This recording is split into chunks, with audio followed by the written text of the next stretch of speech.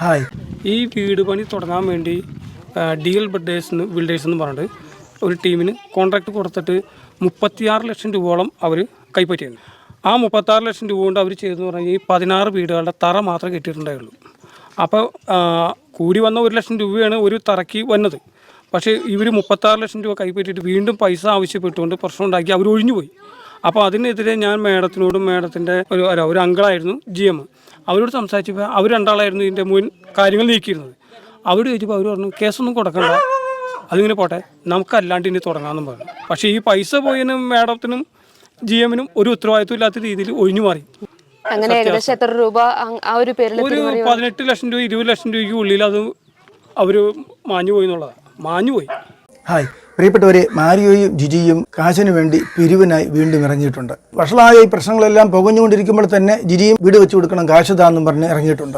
ആദിവാസികൾക്ക് വേണ്ടി പണിയുന്ന വീടുകൾ പൂർത്തീകരിക്കാനാണ് ജിജി കാശ് ആവശ്യപ്പെട്ടതെങ്കിലും ജിജിക്ക് പണം കൊടുക്കേണ്ടതില്ല, തങ്ങൾക്കാണ് തരേണ്ടത് എന്ന് പറഞ്ഞ് മാരിയോയും ടീമും അതേ കോളനിയിലെത്തി കാര്യങ്ങൾ വിശദീകരിക്കുന്നുണ്ട്. അപ്പോൾ അവർ പറഞ്ഞ 20 ലക്ഷത്തിന്റെ വെട്ടിപ്പ് വെളിവാക്കുന്നത് ചെലവാക്കുന്നത് എങ്ങനെയെങ്കിലുമൊക്കെയാണ്, കണക്ക് എങ്ങനെയെങ്കിലുമൊക്കെ എഴുതും, എല്ലാം അഴകുഴമ്പൻ തട്ടിപ്പാണെന്ന് വളരെ വ്യക്തമാകുന്നതാണ്. രണ്ടുപേരും ശുദ്ധ തട്ടിപ്പുകാരാണ്, രണ്ടുപേരും പച്ച നുണയാണ് പറഞ്ഞതെന്ന് ഞാൻ പല വീഡിയോകളിലായി തെളിയിച്ചിട്ടുള്ളതാണ്. കഴിഞ്ഞ 26-ാം തീയതി കുറച്ച് പേരെ വിളിച്ചു വരുത്തി ദാനധർമ്മം ചെയ്യുന്ന വീഡിയോ ഒക്കെ പിടിച്ച് കാശ് ഈ അക്കൗണ്ടിലും ഇട്ട് തരണമെന്ന് പറഞ്ഞ് മാരിയോ വീഡിയോ ചെയ്തത് നാം കണ്ടിരുന്നു. ആ വീഡിയോയുടെ ചില ഭാഗങ്ങളൊക്കെ കട്ട് ചെയ്തെടുത്ത് ഫിലോകാലിയ ടീമിൻ്റെ ഏറ്റവും പുതിയ നാടകം എന്ന പേരിൽ ഞാനൊരു ഷോർട്ട് വീഡിയോ ചെയ്തത്. എന്നിലൊന്നുമില്ല, എനിക്ക് എൻ്റെ കൊച്ചിൻ്റെ ഫീസ് കേട്ടാ ഇല്ലാത്ത അവസ്ഥയിൽ ഞാൻ നിൽക്കുക, നടുത്തിരുവിളി നിൽക്കുക. കുറെ പേര് കമന്റ് എഴുതാൻ സാധ്യതയുണ്ട്. ഷോർട്ട് വീഡിയോ ചെയ്തത് 14,000-ഓളം പേര് കണ്ടതാണ്. ഇവർ വീട് കൊടുത്തതിന് ചില എക്സാമ്പിൾസ് കേട്ടാൽ നമ്മൾ ഞെട്ടും. ചൂരൽമലയിലേക്ക് സർക്കാർ എല്ലാവർക്കും വീട് കൊടുക്കും, നിരവധി സംഘടനകൾ അവിടെ വീട് കൊടുക്കാൻ വേണ്ടി മത്സരിക്കുന്നു, അവിടെ എല്ലാം കടത്തിവെട്ടി ഇവർ വീട് കൊടുക്കാൻ വേണ്ടി എത്തി വീട് പണിതുകൊണ്ടിരിക്കുന്നു. അതിലേറ്റവും രസം 50 ലക്ഷം രൂപ ഒരു വീടിന് മുടക്കുന്നു. അവിടെ ഒരു ദുഃഖപത്രി എന്ന നിലയിൽ കണ്ണീർ കഥാപാത്രമായ ശ്രുതിക്ക് ഒരു വലിയ വീട് ഇവർ പണിത് കൊടുത്തു എന്നറിഞ്ഞാൽ 50 ലക്ഷത്തിന്റെ വീട് പണിത് കൊടുത്താൽ 50 കോടി രൂപ താങ്കളുടെ അക്കൗണ്ടിൽ വരുമെന്ന ബിസിനസ് ടെക്നിക്ക് അറിയാവുന്നത് കൊണ്ട് ഇതാ അവൾക്ക് 50 ലക്ഷത്തിന് വീടാണ് പണിത് കൊടുക്കുന്നത്. ശ്രുതിയുടെ വീടിന് 15 ലക്ഷം രൂപ മുടക്കി, ഇനിയൊരു 35 ലക്ഷം കൂടെ മുടക്കിയാലേ അതിൻ്റെ പണി പൂർത്തിയാവുകയുള്ളൂ എന്നും വ്യക്തമായിട്ടുണ്ട്. ആഡംബര വീട് പണിത് കൊടുക്കാൻ വയനാട്ടിലെ 9 പേർ മരിച്ച ശ്രുതിയുടെ വീട് പണിയുമായി ബന്ധപ്പെട്ടും ഇതേ ആരോപണം. ഈ ശ്രുതിക്ക് ബോബി ചെമ്മണ്ണൂർ കൊണ്ട് പണം കൊടുത്തിരുന്നു, മറ്റു പലരും പണം കൊടുത്തിരുന്നു. ആ പശ്ചാത്തലത്തിൽ ആ വീട് നിർമ്മാണം ഏറ്റെടുക്കേണ്ടതില്ല എന്ന് പറഞ്ഞിട്ടും എടുത്തതാണ്. ആ വീടിന് ഇപ്പോൾ തന്നെ 15 ലക്ഷം രൂപയിലധികം മുടക്കിക്കഴിഞ്ഞു. അത് പൂർത്തിയാകാൻ 35 ലക്ഷം രൂപ വേണ്ട സാഹചര്യമുണ്ട്. എന്തിന് ഈ ചാരിറ്റി നാടകം? ഇതിനൊക്കെയാണ് ചാരിറ്റി എന്ന് പറയുന്നത്. നിരവധി TV ചാനലുകളിൽ നിന്ന് ഒത്തിരി കാശ് കിട്ടുന്ന നഞ്ചിയമ്മയ്ക്ക്, അട്ടപ്പാടിയിലെ ആദിവാസി സ്ത്രീ എന്ന നിലയിൽ ഒത്തിരിയേറെ സർക്കാർ ആനുകൂല്യങ്ങളും വീടുമൊക്കെ കിട്ടുന്ന നഞ്ചിയമ്മയ്ക്ക് ഫിലോക്കാലിയ വീട് കൊടുക്കേണ്ട കാര്യമുണ്ടോ? എന്നാൽ നഞ്ചിയമ്മ ഫേമസ് ആയതുകൊണ്ട് നഞ്ചിയമ്മയ്ക്ക് വീട് കൊടുത്താൽ വളരെയേറെ കാശ് ഇനിയും വരും എന്നറിയാം. ആ സണിയുടെ വീട് ഒരു നില ഉള്ള വീടാണ്. അത് എന്തിനാണ് 2 നില പണിയാൻ തീരുമാനിച്ചത് എന്ന് പോലും ആർക്കും പിടികിട്ടുന്നില്ല. ആഡംബര വീട് പണിത് കൊടുക്കാൻ ഡിവൈൻ കേന്ദ്രീകരിച്ച് തന്നെ ഒരു നില വീടുള്ള സണ്ണി എന്ന ആൾക്ക് 2-ാം നില പണിത് കൊടുക്കുന്നു. ആ വീടിന്റെ ഒരു നില ദുർബലമാണെങ്കിൽ അതിന് മുകളിൽ 2-ാം നില പണിയില്ലല്ലോ. അപ്പൊ ദുർബലമായ വീടായതുകൊണ്ടല്ല, ആഡംബര വീട് പണിത് കൊടുക്കാൻ അനേകര് വീർപ്പൊഴുക്കി വിശപ്പടക്കി ഇറുക്കിപ്പിടിക്കുന്ന ചില്ലിക്കാശ് ഇവർക്ക് അയച്ചു കൊടുക്കുന്നത് ആഡംബര 2-ാം നില വീട് പണിത് കൊടുക്കാനും 50 ലക്ഷത്തിന്റെ വീട് പണിത് കൊടുക്കാനും ഒക്കെ ചെലവഴിക്കുന്നു.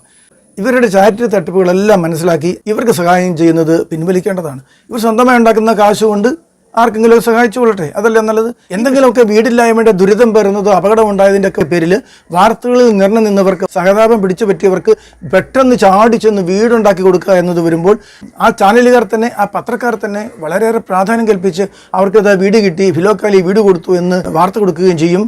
അതുവഴി ഒരു വീട് കൊടുത്താൽ 9 വീടിനുള്ള കാശ് കിട്ടുമെന്നത് അവർക്കറിയാം. സ്വന്തം നിലയിൽ ഇവർ സ്വത്തുക്കൾ ഒത്തിരി സമ്പാദിച്ചു കൂട്ടുന്നതിനെക്കുറിച്ചും, പ്രത്യേകിച്ച് മാരിയോ സ്വന്തമായി ആഗ്രഹിച്ച് 2 നിലയുള്ള വീട് ചാലക്കുടി ജിജിയുടെ ആങ്ങൾ സജോയുടെ പേരിൽ വാങ്ങിയതും അതെല്ലാം മറച്ചു വെച്ചിട്ട് അതൊന്നും താൻ അറിഞ്ഞിരുന്നില്ലെന്നും ജിജി കാശ് തെറ്റിച്ച് ആങ്ങളുടെ പേരിൽ വീട് വാങ്ങിക്കൊടുത്തു എന്നൊക്കെ ആരോപണം ഉന്നയിക്കുകയും ചെയ്തു. മറുനാടനുമായുള്ള ഇന്റർവ്യൂവിൽ മറുനാടൻ തന്നെ ആ വാദം പൊളിച്ചതാണ്. അപ്പോൾ ഉരുണ്ട് കളിച്ച് ന്യായം പറഞ്ഞതും അവർ വാങ്ങിയത് അറിഞ്ഞില്ലായിരുന്നു എന്നൊക്കെ മാരിയോ നാടകം കളിച്ച് അങ്ങനെയൊക്കെ നുണ പറഞ്ഞതും ഒക്കെയാണ്. മറുനാടന് ഉറപ്പാണ് മാരിയോ പറയുന്നത് തട്ടിപ്പാണ്, പച്ച നുണയാണെന്നൊക്കെ. എങ്കിലും മറുനാടൻ ജിജിയെ തോൽപ്പിക്കാൻ വേണ്ടി മാരിയോയെ സപ്പോർട്ട് ചെയ്യുക. അതിൻ്റെ രഹസ്യം മറ്റൊരു സ്വകാര്യമാണ്. മറുനാടൻ്റെ വീട്ടിലോ അല്ലെങ്കിൽ മറുനാടിനെ പ്രിയപ്പെട്ട ആരുടെയോ വീട്ടിൽ ഒരു മധ്യവയസ്കരുടെ ദമ്പതികളുടെ പ്രശ്നം പരിഹരിക്കാൻ ജിജി എത്തിയപ്പോൾ അതിൽ ഭർത്താവിൻ്റെ ഭാഗത്ത് അവിഹിത ബന്ധങ്ങൾക്ക് സാധ്യതയുണ്ട്, നിരീക്ഷിക്കണം എന്നൊക്കെ പറഞ്ഞതിൻ്റെ പേരിൽ ഉണ്ടായ കലിപ്പ്, മറുനാടനുണ്ടായ കലിപ്പാണ് അങ്ങനെ ജിജിയുടെ വാട്സാപ്പൊക്കെ മറുനാടൻ ബ്ലോക്ക് ചെയ്തത്. പ്രത്യേകിച്ച് 45 വയസ്സിനും 55 വയസ്സിനും ഇടയിലുള്ള സ്ത്രീകൾക്ക് ചില അസ്വസ്ഥതകളുണ്ട്. അവർ അവഗണിക്കപ്പെടുന്നു, ഒറ്റപ്പെടുന്നു എന്ന് തോന്നലുണ്ടാവുന്ന കാലമാണ്. ഈ മധ്യവയസ്കന്റെ ഒരു പ്രത്യേകതയാണ്. അതേസമയം ഭർത്താവ് അവരുടെ തിരക്കിലും ബഹളത്തിലും ജീവിച്ചു മുമ്പോട്ട് പോകുന്നു. ഈ ഒരു പ്രതിസന്ധി നിറഞ്ഞ പ്രായത്തിലുള്ളവരെ വാസ്തവത്തിൽ ഇവർ വഴി തെറ്റിച്ചിട്ടുണ്ട് എന്ന് പറയേണ്ടി വരുന്നതിൽ ഖേദമുണ്ട്. ഇത്തരം സ്ത്രീകളുടെ മനസ്സിലേക്ക് സംശയമുണ്ടാക്കി കൊടുക്കുന്ന തരത്തിൽ ഇവർ പല സാരോപദേശങ്ങളും കൊടുത്തു. ഭർത്താവിന്റെ സുഹൃത്തുക്കളെ കുറിച്ചും ഭർത്താവിന്റെ ജീവിത രീതിയെക്കുറിച്ചും ഒക്കെ ഇവരുടെ ഭാവനയിൽ ഉണ്ടാക്കിയ കഥകൾ പലപ്പോഴും പല കുടുംബങ്ങളിലും അസ്വാരസ്യമുണ്ടാക്കി. അതുകൊണ്ടാണ് ഞാൻ ജിജിയെ ബ്ലോക്ക് ചെയ്ത് അവരുമായുള്ള കമ്മ്യൂണിക്കേഷൻ അവസാനിപ്പിച്ചത്. തുടർന്ന് അങ്ങനെ ഒരു വൈരാഗ്യമുള്ളത് കൊണ്ടാണ് ജിജിയെ തോപ്പിക്കാൻ വേണ്ടിയിട്ട് ഈ മാരിയോയെ സപ്പോർട്ട് ചെയ്യുന്നത്. അത് വളരെ തെറ്റാണ്, നുണയാണ് മാരിയോ പറയുന്നത്. മറുനാടൻ തന്നെ മാരിയോയുമുള്ള ഇന്റർവ്യൂവിൽ തെളിയിച്ചിട്ടും പിന്നെ എന്തിന് മറുനാടൻ മാരിയോ സപ്പോർട്ട് ചെയ്യുന്നു? രണ്ടുപേര് ശുദ്ധ ഉടായിപ്പാണെന്ന് നമുക്ക് തെളിഞ്ഞതല്ലേ. ഈ വിഷയത്തിൽ ചാരിറ്റിയുടെ പിന്നിലുള്ള വിദഗ്ധ തന്ത്രങ്ങൾ എന്ന പേരിൽ ഞാൻ പബ്ലിഷ് ചെയ്തൊരു വീഡിയോയുടെ ചില ഭാഗങ്ങൾ കൂടി കൊടുക്കുന്നുണ്ട്. ബോബിയുടെയും മാരിയോയുടെയും ചാരിറ്റി പ്രവർത്തനങ്ങളുടെ പ്രത്യേകത എന്താണ് നിങ്ങൾ ശ്രദ്ധിക്കാറുണ്ടോ? അവരുടെ ആർക്കെങ്കിലും സഹായം ലഭിക്കുന്നത് തടയാൻ ഞാൻ പറയുകയല്ല, അത് ലഭിക്കട്ടെ, എനിക്ക് സന്തോഷമേ ഉള്ളൂ. പക്ഷേ സുവിശേഷ പ്രവർത്തകർ ഇതിനെ വേണ്ട വിധം വിലയിരുത്തിയിട്ട് ഒരു സുവിശേഷ പ്രവർത്തകൻ, ആത്മീയ മനുഷ്യൻ എങ്ങനെയാണ് ചാരിറ്റി പ്രവർത്തനങ്ങൾ ഏകോപിപ്പിക്കേണ്ടത്, ഏത് രീതിയിലാണ് ചെയ്യേണ്ടതെന്ന് ഒരു വിലയിരുത്തൽ നമുക്ക് വേണം. ആരെ ആ കാര്യത്തിൽ മാതൃകയാക്കണം, ആരെ മാതൃകയാക്കരുത് എന്ന് ഒന്ന് വേറിട്ട് നോക്കാനുണ്ട്. ഈ ട്രസ്റ്റ് രൂപീകരിക്കുന്നതിന്, ഫിലോക്കാലിയ ട്രസ്റ്റ് രൂപീകരിക്കുന്നതിന് മുമ്പ് ചാലക്കുടി ഭാഗത്ത് പ്ലാസ്റ്റിക് ഒക്കെ മേഞ്ഞ് വീടില്ലാതെ കിടന്ന ഒരു കുടുംബത്തെക്കുറിച്ച് പത്രത്തിൽ വാർത്ത വന്നതും അവർക്ക് വീട് പണിത് കൊടുക്കാം എന്ന് പറഞ്ഞതാണ് ആദ്യത്തേത്. പത്രത്തിൽ വാർത്ത വന്ന് അറിഞ്ഞ ശേഷമാണ് വീട് കൊടുക്കുന്നത്. അപ്പനും അമ്മയും ആത്മഹത്യ ചെയ്തിട്ട് അനാഥരായ കുഞ്ഞുങ്ങൾക്ക് അഭയം കൊടുക്കാൻ വേണ്ടി പ്രവർത്തനങ്ങൾ ചെയ്തതും പത്രത്തിലും ടി വിയിലുമൊക്കെ നിറഞ്ഞുവന്ന വാർത്തയാണ്. ചാരിറ്റി പ്രവർത്തനങ്ങളിൽ അനേകർ ചെയ്യുന്നൊരു കാര്യമാണ്, ടി വിയിലോ പത്രത്തിലോ ഒക്കെ എന്തെങ്കിലും വാർത്ത വന്ന് കേട്ട് അറിഞ്ഞാൽ വളരെ ദയനീയമായ സ്ഥിതിയാണെന്ന് മനസ്സിലാക്കിയാൽ അവർ പെട്ടെന്ന് തന്നെ അവിടെ പാഞ്ഞു ചെന്ന് വേണ്ട സഹായം ചെയ്യും. അതൊരു നന്മ പ്രവൃത്തി, നല്ലത് തന്നെ. പക്ഷെ മറ്റൊന്നുണ്ട്, പത്രങ്ങളിലോ ടി വിയിലോ വരാത്ത വളരെ ദുരവസ്ഥയുള്ളൊരു മനുഷ്യൻ്റെ അവസ്ഥ കണ്ടിട്ടും ഒന്നും സഹായിക്കാൻ തയ്യാറില്ല എന്ന് വരുമ്പോൾ, ഇങ്ങനെ ചാനൽ വഴിയും പത്രം വഴിയൊക്കെ വിവരം പുറത്തറിഞ്ഞ കാര്യത്തിൽ മാത്രം സഹായിക്കുന്നു എന്ന് വരുമ്പോൾ അതിൻ്റെ പിന്നിലുള്ള മനഃശാസ്ത്ര വശം എന്താണ് മനസ്സിലാക്കിയിട്ടുണ്ട്. ഇനി രണ്ടാമത് വീടുകളെ കുറിച്ച് ഞാൻ പറയാം. വീടുകളും മറ്റും കൊടുക്കുന്നതിന് മുൻഗണനാ ക്രമം എന്താണെന്ന് നമുക്കൊന്ന് ചിന്തിക്കണം. ഡിവൈൻ ധ്യാന കേന്ദ്രത്തിൽ നിരവധി പ്രദേശങ്ങളിലുള്ളവർ അഭയമില്ലാതെ അടിഞ്ഞുകൂടാറുണ്ട്. ഒരാഴ്ച ധ്യാനത്തിന് വരുന്നത് ധ്യാനം കൂടാനെന്ന് മാത്രമല്ല, ഭക്ഷണം കഴിക്കാനും ഒരാഴ്ച ഉറങ്ങാനും പറ്റിയ സ്ഥലം എന്ന് കരുതി വരുന്നവരുണ്ട്. കുടുംബസമേതം വലിയ പ്രശ്നങ്ങളകപ്പെട്ട് ജപ്തി ചെയ്യപ്പെട്ടും പലതരത്തിലെല്ലാം തകർന്ന് നാട് വിട്ട് വാടക കൊടുക്കാൻ പൈസ ഇല്ലാതെ വാടക വീടിൽ ഒഴിപ്പിച്ചവർ എത്തുന്നത് ഉൾപ്പെടെ നിരവധി പേര് ധ്യാനം കൂടാൻ കുറച്ച് ദിവസം വരികയും പിന്നെ അടുപ്പിച്ചിട്ട് 3-4 ധ്യാനം കൂടുകയും ചെയ്ത് അച്ഛന്മാരെ സങ്കടം കണ്ടിട്ട് അവിടെ താമസിച്ചോളാൻ പറയുന്നു. താൽക്കാലികമായി അവരവിടെ താമസിക്കുന്നു, പ്രേക്ഷിതരായി ശുശ്രൂഷ ചെയ്യുന്നു എന്നത് മാത്രമാണ്. അങ്ങനെയുള്ള നിരവധി കുടുംബങ്ങൾക്ക് വീടുകൾ ആവശ്യമായിരിക്കെ അങ്ങനെയുള്ളവർക്കൊന്നും വീട് കൊടുത്തിട്ടില്ല. ഇവരുടെ ഫിലോക്കാലിയുടെ മൂക്കിന് താഴെയാണ്. അങ്ങനെയുള്ളവർക്കൊന്നും വീട് കൊടുത്തിട്ടില്ല. കാരണം അതൊന്നും പത്രത്തിൽ വരില്ല, ടി വിയിൽ വരില്ല. പത്രങ്ങളിലൂടെയൊക്കെ സിമ്പതി പിടിച്ചു പറ്റിയവർക്കാവുമ്പോൾ ചെയ്യുന്നവർക്കും ഒരു ഗമയുണ്ട്. തെരുവിൽ അഭയമില്ലാതെ അലയുന്നവർക്ക് വേണ്ടിയൊക്കെ ഒത്തിരി അഭയകേന്ദ്രങ്ങൾ പ്രവർത്തിക്കുന്നുണ്ട്. ഇങ്ങനെയുള്ള അഭയകേന്ദ്രങ്ങളിൽ ഒരു കെട്ടിടം പണിത് കിട്ടാൻ വേണ്ടിയിട്ട് പല നന്മമരങ്ങളെ സമീപിച്ച് വളരെ നിരാശരായി മടങ്ങിയവരുണ്ട്. ആരും അഭയത്തില്ലാത്ത 70 വയസ്സായ ഒരു വൃദ്ധയുടെ ദുരവസ്ഥ സഹതാപപൂർവ്വം ചാനലുകളിൽ കണ്ട് ഒരു ഭവനം പണിത് കൊടുക്കുന്നു. 1-2 കൊല്ലത്തിനുള്ളിൽ സ്വയം കഞ്ഞി വെക്കാൻ പോലും കഴിയാത്ത അവസ്ഥയിൽ ഒരു അഭയകേന്ദ്രത്തിൽ എത്തേണ്ടിയും വരുന്നു. അപ്പോൾ ആ വീട് കൊണ്ട് അവർക്ക് പ്രയോജനമില്ലാതെ വരുന്നു. ഒരു കുടുംബത്തിന് വീട് വെച്ച് കൊടുത്താൽ 4, 5, 6 പേർക്ക് വേണ്ടിയാണ് ആ വീട് പ്രയോജനപ്പെടുക എന്ന് മനസ്സിലാക്കണം. കെട്ടിടമില്ലാത്തത് കൊണ്ട് അനാഥരെ സ്വീകരിക്കാൻ പറ്റാതെ വീർപ്പ് മുട്ടി കഴിയുന്ന ഒരു അഭയകേന്ദ്രത്തിന് കെട്ടിടം പണിത് കൊടുത്താൽ ഒരു മുറിയിൽ 2 തട്ടുള്ള 2 കട്ടിലുകൾ ഇട്ട് 4 പേർക്ക് കിടക്കാമെങ്കിൽ 16 പേർക്ക് ഒരു ചെറിയ വീടിൻ്റെ ഏരിയയിലുള്ള കെട്ടിടം പണിതാൽ 16 പേർക്ക് വസിക്കാൻ കഴിയും. അപ്പോൾ 4 പേർക്ക് കൊടുക്കുന്നതിനേക്കാൾ 4 ഇരട്ടി സഹായമാകും ഒരു അഭയകേന്ദ്രത്തിൽ ഒരു കെട്ടിടം പണിത് കൊടുത്താൽ. അങ്ങനെയുള്ള ആർക്കും കെട്ടിടം പണിത് കൊടുത്തിട്ടില്ല. മാരിയെ സമീപിച്ച് ചിലർക്ക് നിരാശരായി മടങ്ങേണ്ടി വന്നിട്ടുണ്ട് എന്നതും എനിക്ക് വ്യക്തമായി അറിയാവുന്നതാണ്. കാരണം അതൊന്നും പത്രത്തിൽ വരികയില്ല. ഇവിടെ കണക്കെല്ലാം കൃത്യമായി നോക്കി ഒരു തട്ടിപ്പില്ലാതെ ചെയ്താൽ പോലും അങ്ങനെ തന്ത്രപൂർവ്വം ബുദ്ധിപൂർവ്വം ചാരിറ്റി പ്രവർത്തനം ചെയ്യുന്നത് സുവിശേഷാത്മകമല്ല, ആത്മീയമല്ല.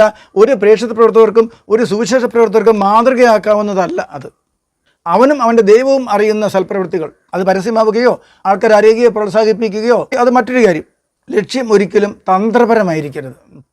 ചൂരൽമലയെ വീട് വെച്ച് കൊടുക്കുന്നത്, ആദിവാസികൾക്ക് വീട് വെച്ച് കൊടുക്കുന്നത്, മറ്റാർക്ക് വീട് വെച്ച് കൊടുക്കുന്നതിനേക്കാളും ആദിവാസികൾക്ക് വീട് വെച്ച് കൊടുക്കുന്നത് പറയുമ്പോൾ വിവിധ ഭാഗങ്ങളിൽ നിന്നും ഏറ്റവും അധസ്ഥിതരായവരോട് കാണിക്കുന്ന കാരുണ്യം എന്ന പേരിൽ കൂടുതൽ സഹായം വരും. രണ്ടാമത് ചൂരൽമല. ഒന്ന് ഓർക്കണം, ചൂരൽമലയിൽ വീട് നഷ്ടപ്പെട്ടവർക്ക് ഒരു കുടുംബത്തിന് 1 കോടി ചെലവഴിക്കാൻ മാത്രം പണം മുഖ്യമന്ത്രിയുടെ ദുരിതാശ്വാസ ഫണ്ടിൽ കിടപ്പുണ്ട്. സർക്കാർ എല്ലാവർക്കും വീട് വെച്ച് കൊടുക്കും. അത് നീണ്ടുപോകുന്നു എന്ന മറ്റൊരു കാര്യം. ക്രിസ്തീയ ലേബലിലല്ലാത്ത നിരവധി സംഘടനകൾ സന്മനസ്സോടുകൂടി വീട് വെക്കാൻ അവിടെ ചെന്നിട്ടുണ്ട്. അപ്പോൾ അവിടെയൊക്കെ വീട് വെച്ച് കൊടുക്കാൻ പലരും മത്സരമാണെന്ന് ഓർക്കണം. പത്രവാർത്തകളിലൊന്നും പതിയാത്ത എത്ര പേർക്ക് ഈ ഫിലോക്കാലിയെ വീട് കൊടുത്തിട്ടുണ്ട് എന്ന് ചിന്തിക്കുമ്പോൾ ഇതിൻ്റെ പിന്നിലെ ദൈവിക വശവും മാനുഷിക വശവും നമുക്ക് വേർതിരിച്ചൊന്ന് കാണാൻ കഴിയും. ബോബിയുടെയും മാരിയോയുടെയും ചാരിറ്റി പ്രവർത്തനങ്ങളുടെ പ്രത്യേകത എന്താണ്? ക്രൈസ്തവ സുവിശേഷ പ്രവർത്തകർ ഇത് മാതൃകയാക്കാവുന്നതാണോ എന്ന് ചിന്തിക്കണം. ഞാനീ പറഞ്ഞ ആശയത്തിൽ പലർക്കും വിയോജിപ്പുണ്ടാകാം. ഞാനൊരു പൊതു മാതൃക എന്ന നിലയിൽ ഏത് തരത്തിലുള്ള ചാരിറ്റിയാണ് മാതൃകയാക്കേണ്ടത് എന്നതിനെക്കുറിച്ച് എൻ്റെ ധാരണയിൽ പറഞ്ഞതാണ്. എതിരഭിപ്രായം ഉണ്ടായിരിക്കാം. നിങ്ങളുടെ അഭിപ്രായം എന്ത് തന്നെയായാലും അതൊന്ന് കമൻറ്റ് ചെയ്യണം. ചാനൽ സബ്സ്ക്രൈബ് ചെയ്തില്ലെങ്കിൽ സബ്സ്ക്രൈബ് ചെയ്യണം, ഷെയർ ചെയ്യണം. Okay, thank you.